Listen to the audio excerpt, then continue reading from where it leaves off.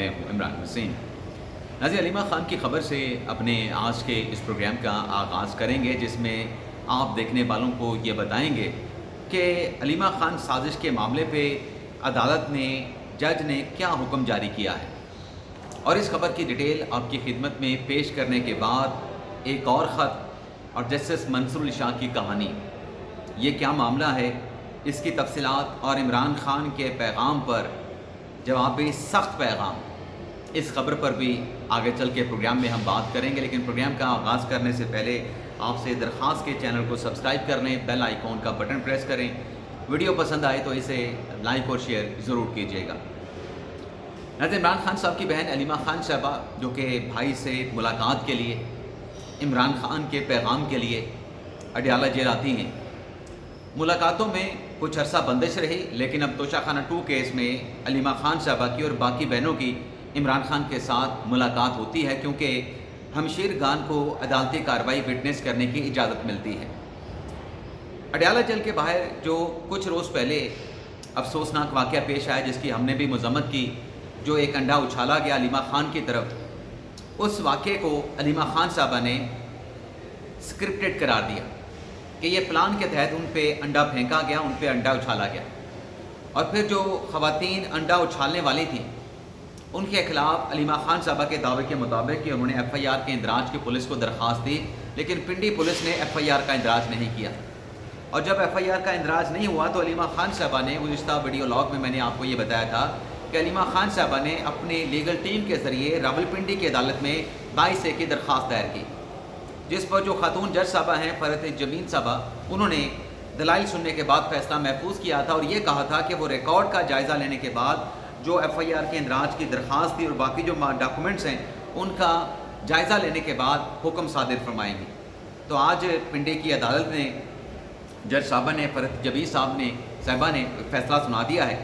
جس میں F I R کے اندراج نہ کرنے پہ 22A کی جو علیمہ خان صاحبہ کی اپلیکیشن ہے اسے ایکسیپٹ کر لیا ہے۔ یعنی ایف آئی آر ایکسیپٹ کرنے کا یہ مطلب نہیں کہ عدالت نے ایف آئی آر کے اندراج کا حکم دے دیا ہے، بلکہ عدالت کی طرف سے 24 ستمبر کے لیے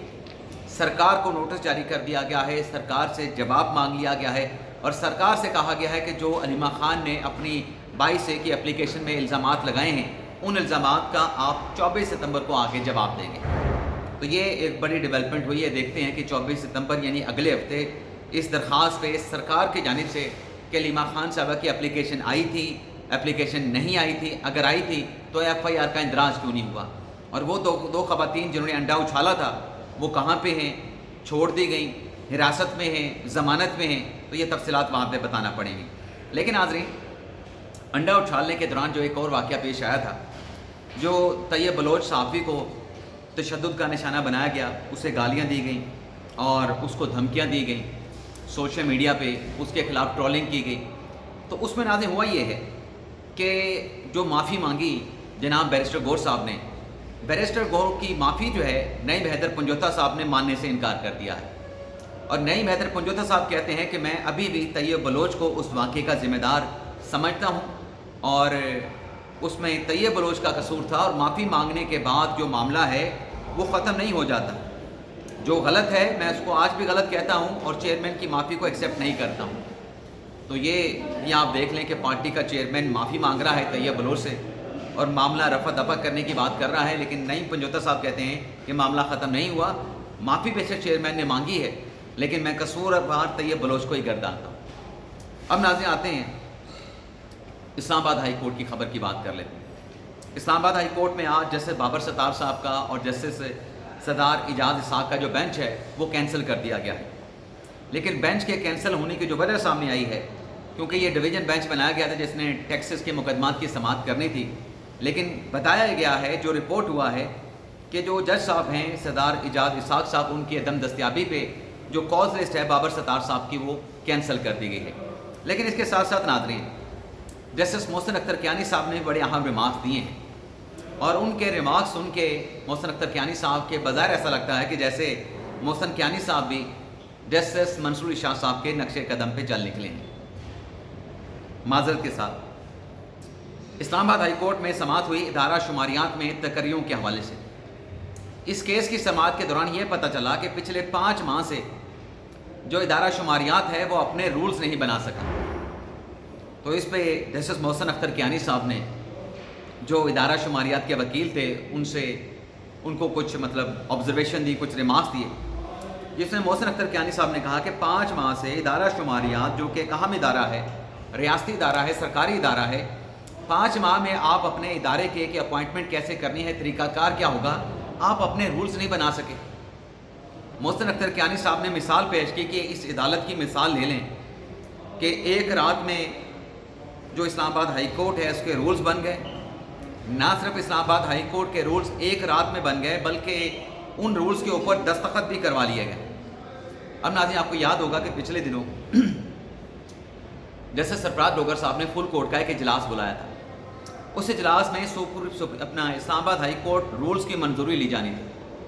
اور اس میں جسٹس محسن اختر کیانی اور باقی جو ان کے ساتھی ججز ہیں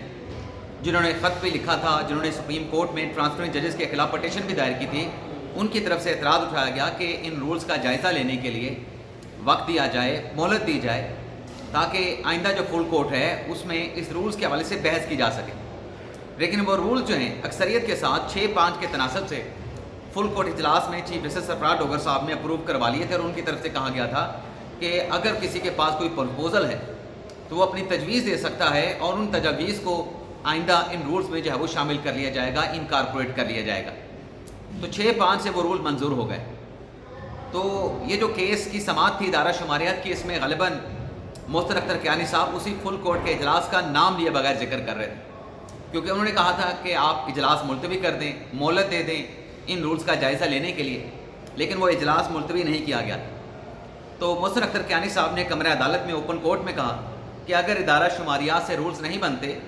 تو ہم اپنا عدالتی عملہ دے دیتے ہیں۔ عدالتی عملہ رولز بنا بھی لے گا اور اس پہ دستخط بھی کروا لے گا۔ اب ناظرین جو رولز بنانے کا کام ہے یہ عدالتی سٹاف کا نہیں ہوتا۔ اگر سپریم کورٹ کے، ہائی کورٹ کے رولز کی بات کریں تو وہ رولز ججز ہی بناتے ہیں۔ جیسے ابھی سپریم کورٹ کے جو رولز بننے تھے 1980 کے بعد جو ترمیم کی گئی رولز میں، اس پر ججز کی کمیٹی بنی تھی جس کو جسٹس شاہد وحید صاحب ہیڈ کر رہے تھے، اور ججز کے بنائے ان رولز کو فل کورٹ سے اپروو کروایا گیا تھا۔ تو محسن اختر کیانی صاحب کا یہ کہنا کہ عدالتی عملہ دے دیتے ہیں، عدالتی عملہ تو رولز بناتا ہی نہیں، ان کی اتھارٹی نہیں، ان کا اختیار ہی نہیں۔ لیکن یہ جو ریمارکس دیے ہیں محسن اختر کیانی صاحب نے، اس پہ پہلے تو آپ کے ساتھ جو فیکٹس ہیں وہ شیئر کر لیں کہ رولز بنانے کا جو کام ہے وہ 2019 سے شروع ہوا، اور اس کے اوپر جو سبسٹینشیٹ ورک ہوا وہ چیف جسٹس عامر فروخ صاحب کے دور میں ہوا کہ لاہور ہائی کورٹ کے رولز کی بجائے جو کہ اسلام آباد ہائی کورٹ نے اڈاپٹ کر رکھے ہیں، اسلام آباد ہائی کورٹ کے اپنے رولز ہونے چاہیے۔ تو یہ راتوں رات رولز نہیں بنے، اس پہ سالوں لگے ہیں، اور کئی راتوں کی، کئی مہینوں کی، کئی دنوں کی محنت کے بعد، ارکریزی کے بعد یہ جو رولز ہیں بنا کے اسے فل کورٹ سے اپروو کروائے گئے۔ لیکن کیانی صاحب کی جو ریمارکس ہیں اس سے بظاہر ایسا لگتا ہے کہ جیسے 26ویں آئینی ترمیم ہوئی تھی، اور 26ویں آئینی ترمیم کے بعد جب آئینی بینچ بنا تھا تو منصور شاہ صاحب اپنے بینچ میں بیٹھ کے طنزیہ ریمارکس دیا کرتے تھے کہ کیا ہمارا جو بینچ ہے وہ غیر آئینی بینچ ہے، یہ کیس جو ہے وہ آئینی بینچ کو بھجوا دیں، ہم تو غیر آئینی بینچ ہیں، غیر آئینی بینچ جو ہے یہ آئینی بینچ والا کیس جو ہے وہ سن نہیں سکتا۔ تو اس طرح کے ریمارکس جو ہے وہ منصور شاہ صاحب دیا کرتے تھے۔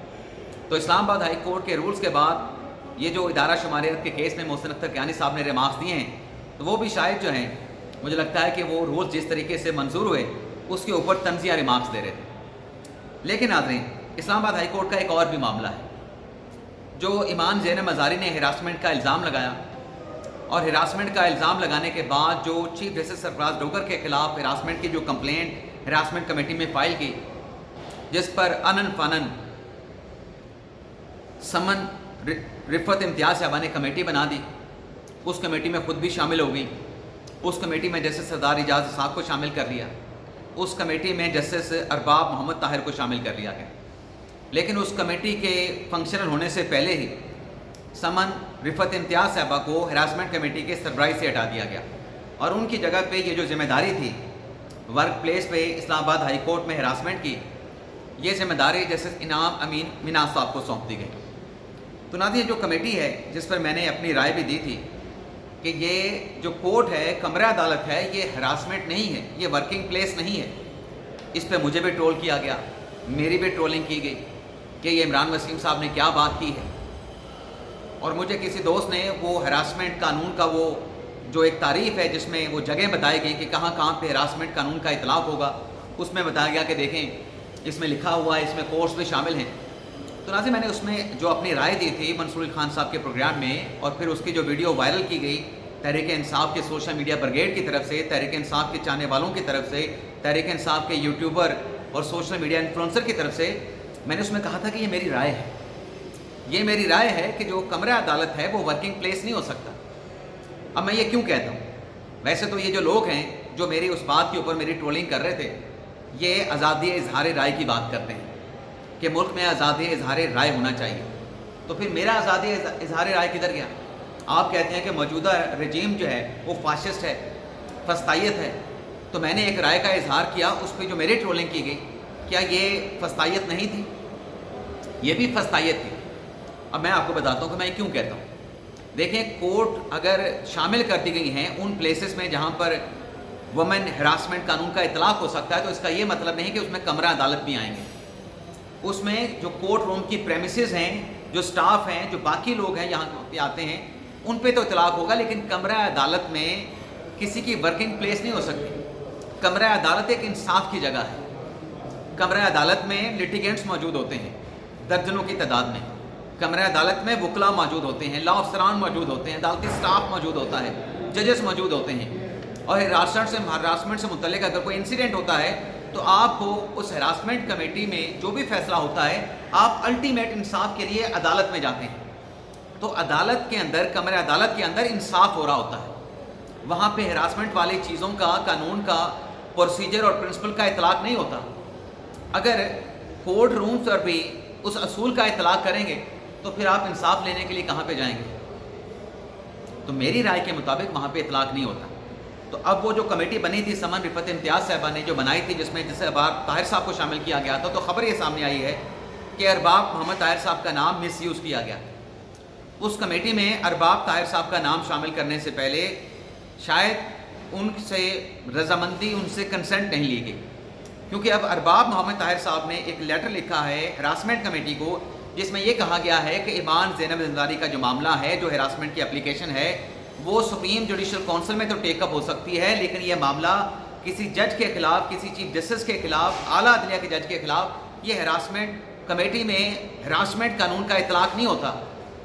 اس واقعے پہ جو وومن ہراسمنٹ ایکٹ ہے اس کا اطلاق نہیں ہوتا، یہ اس کے ڈومین سے باہر ہے،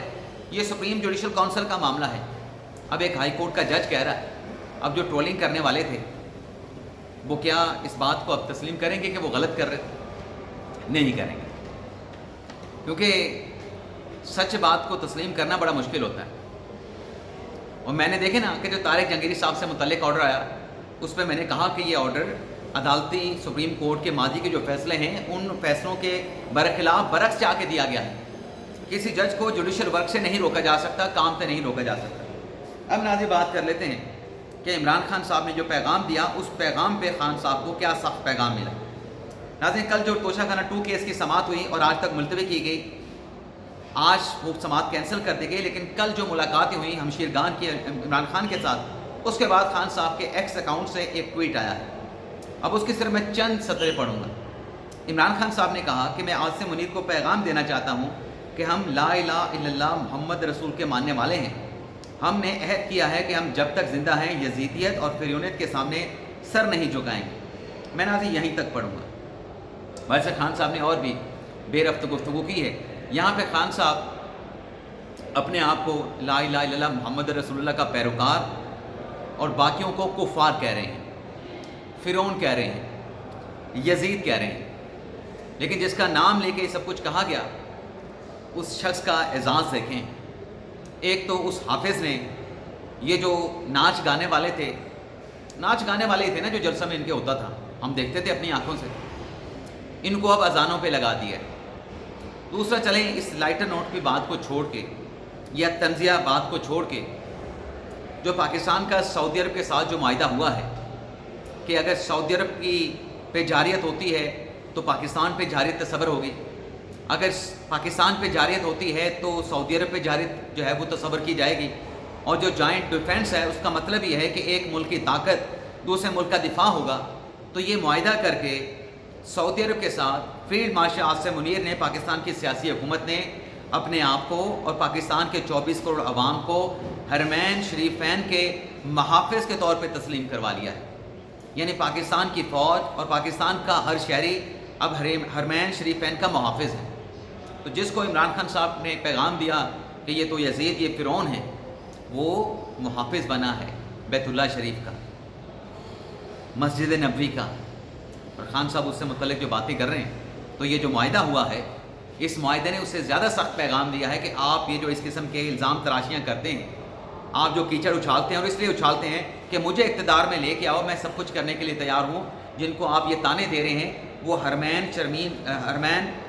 شریفین کے تحفظ کے لیے معاہدہ کر کے آئے ہیں، محافظ بن گئے ہیں. اس سے زیادہ بڑی شرمندگی کیا ہوگی خان صاحب کے لیے. اجازت چاہتے نہ دیں. اللہ حافظ.